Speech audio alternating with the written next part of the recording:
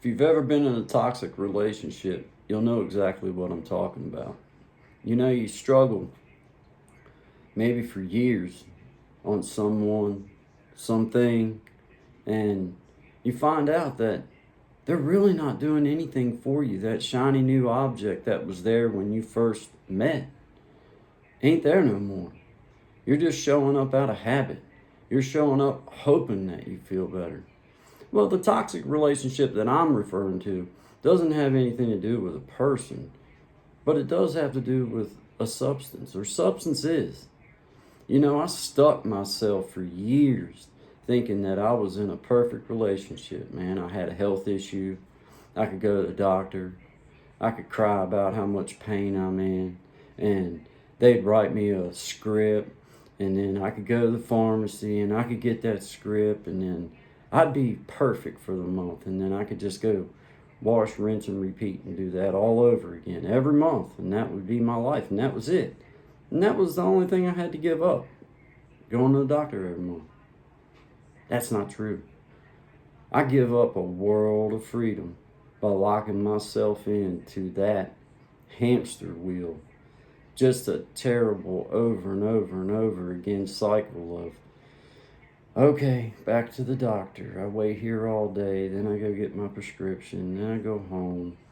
And then the next thing you know, you're doing all that up and you don't have that feel-good pill no more 5 or 6 days into your month. And then the rest of your month, you spend waiting on the next doctor visit that you go so that you can go get your prescription refilled. Terrible, terrible cycle. And it just hems you up in so many ways that it's almost hard to explain to somebody that's never been in that situation before. But most of us have been in a situation where we were friends with somebody that we knew dragged us down, or we allowed ourselves to gain a relationship with drugs or alcohol or something on the outside of us that we think is the fix for our problem. And it was when I really hit bottom. Prison wasn't my bottom. Now, prison made me get clean, but it wasn't on my terms. See, I got locked up, so therefore I couldn't get to what it was that I thought made me feel better. And it was months in. I did 3 years. But it was probably 6 months in before, my brain started really adjusting to that. Dang, you know what? I feel all right today, man. This is, and I was locked up.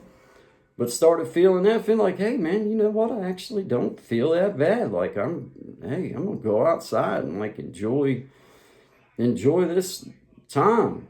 Even though I was locked up, I started finding myself enjoying being alive. So I think my biggest lesson that I learned was that relationship, that feel good button doesn't exist. Life doesn't have a feel good button. The feel good button is not there. Life has its ups, life has its downs. People on a day-to-day basis have to deal with struggles and hardships and just paying bills or whatever the struggle is for yourself. But when you consume yourself with something that you think you have to have, that's an outside source of something other than within you, then when that's taken away, all of a sudden you don't have that feel-good pill and you're lost.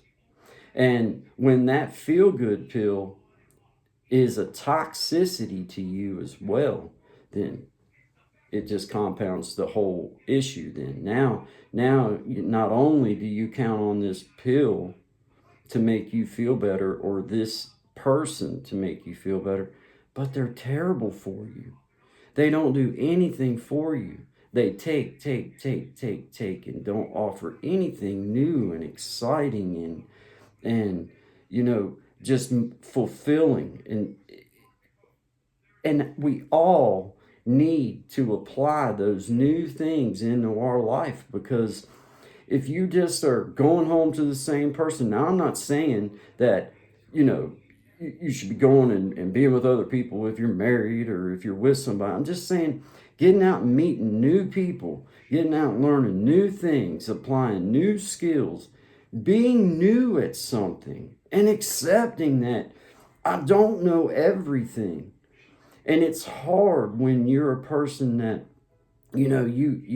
you're smart enough to be able to observe and learn things, and it's hard to humble yourself into, okay, I don't know everything. I'm gonna have to ask this little young punk over here to show me how to do this. I ran into this with this whole YouTube channel here, and I was trying for weeks to figure out, how am I going to express or show people just exactly what it's like to start something new. And that, it's not that bad.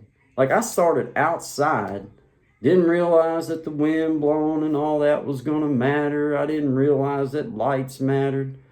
But as I started finding these things out, I started, this is kind of like this stuff. Like, I like the whole idea of learning about, all right, I need to have lights, and I need to figure out how, and I'm not talking about spending a bunch of money. I got like $50 in the whole thing. So if you're really wanting to start a YouTube channel, it really is that simple. Not saying that's the new thing you need to do in your life. Anything that you put into your life, that you just accept it. Okay, I don't know everything. This is totally new to me, but it's good, clean knowledge to have. It's something that I'll always be able to keep. And for me, starting something that, I'll always be proud of this material. Now, I even look back even just a few videos ago, and I'm like, God, that really sucked. My lights sucked, the sound sucked, my delivery sucked. I didn't even really have an idea of how to hold myself, or even how to hold the camera, or how to hold the phone. I don't really have a camera, I got a phone. But it's really that simple. Just pick something up and go with it. If you know that it's good, clean knowledge to accept into your brain, take it. Because the other things that come in, it's going to be such a snowball effect as we start applying new skills. And I don't know what I'm good at. I don't know everything that I could be good at. Like, I don't know, because there's a lot of things I haven't tried. But I'm applying these skills in front of you so that you can see what, just humble yourself. Just let that veil of humility come over you and say, you know what? If this dude can do it, then I can do it. Because as of just a few weeks back, maybe 5-6 weeks ago, I didn't understand none of this. Like, I didn't have none of this. I didn't know anything about any of this. But here I am.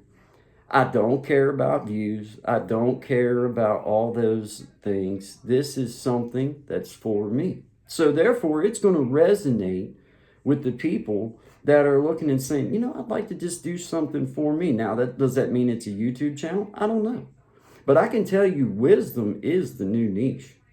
If you have 30 minutes a day tied up in watching social media, then please, if you have wisdom to impart and you can share it with everyone, then please do. You'll be surprised at the people that will find you, and the people who their ears will listen. Because more than likely, you're not going to say anything new. You're not going to say, you're not going to come up with something that somebody else hasn't. But what you can do, the new, is you.